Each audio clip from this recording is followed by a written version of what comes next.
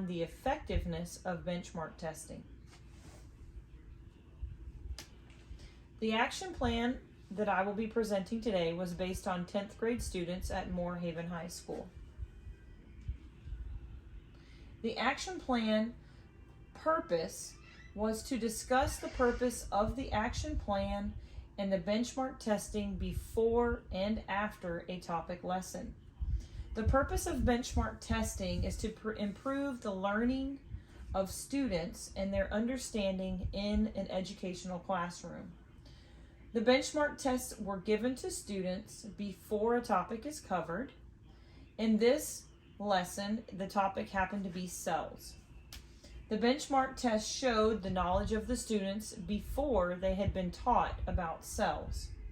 And then after this lesson had been covered, over a course of a few weeks, I myself was then able to teach the information that the students needed to gain knowledge in. And then after a few weeks and the lessons were covered, they would be given the same test again with the same types of questions. An overview of data. The data was collected for the action research plan in a very organized, systematic, and effective way. I was able to measure the knowledge of the students through specific questions. I was able to see how those individuals answered those questions. Maybe the questions were worded differently, or if they would have been worded differently, they would have been more successful. I was also able to see how they answered them as a group, how many students how many students missed one question in particular, how many students understood a question that was more similar to the other students. So I was able to compare the data and see where it is they were strong and where it is they were weak. After that, I was able to take all of that information and put it in graphs, and that way I could see the different questions and what the percentages were to know what it is they knew and what it is that they did not know. After I gathered that data, I was able to come up with different strategies for their learning. I used guided notes, I used some manipulatives, some learning videos.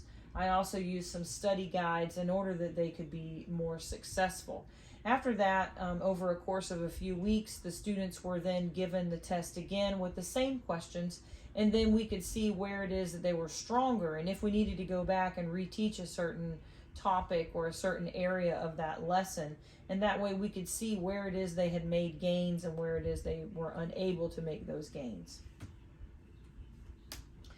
The role of the stakeholders and the timetable for implementation. The stakeholders in this benchmark research are, number one, the teachers, the students, the parents, the community, the district members, and they have a variety of roles, each person. So first, the teachers, they have the job of giving or administering the benchmark test. Then they have the job of going over that data, making some charts, deciding what it is that they need to focus on.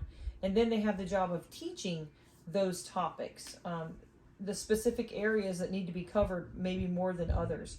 They then have to go ahead and re-administer that test to see where those gains are. The next person that is responsible are the students. The students are responsible for taking that information that's being taught to them and using the different strategies that are given or supplied to them so that they can become more successful on their own. Next would be the parents. And the parents have a big job because then they have their students that come home and they have this information with them. They need to make sure that the students are using those supplied items so that way that they can become more successful and have somebody there to help them or study in different ways to help them be more successful in the classroom.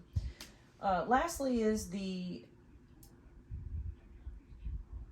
district office members. So the district office members, they have a very important role. They need to make sure that we're reinforcing the benchmark testing in the classroom.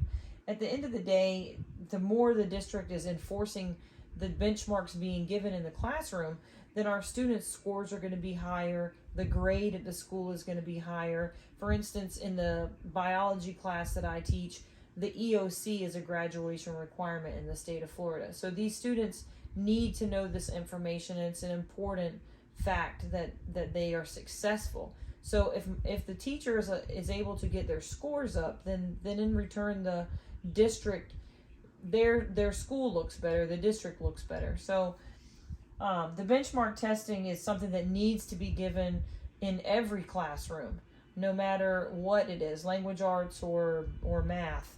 So that way that we can make sure that every topic is being covered, and we're covering it, we're giving the benchmarks before and after. Next are those expected outcomes and the benefits of benchmark testing. The expected outcomes and benefits of the school and the school district is for students to be successful in each topic before and after it's being covered. The results of the benchmark test need to be evaluated, and when the students are successful, it helps the results in the end, so that the scores can do two different things. So first of all, the score is going to ensure that the teacher is highly effective. We want to make sure that our scores are high, so we know that our students are gaining knowledge in certain areas. We also want to make sure, or the second thing, is that it improves the school district. It improves the school score. So we want to make sure that, those scores are higher, so then the school can be ranked higher. So all of these are beneficial in the areas of the outcomes. The outcome is that we want our students to have the most knowledge it is that they can have about the subject by the end, to see what type of information they've gained compared to what it is they've had before. Thank you for allowing me to give you my presentation, and I enjoyed this class.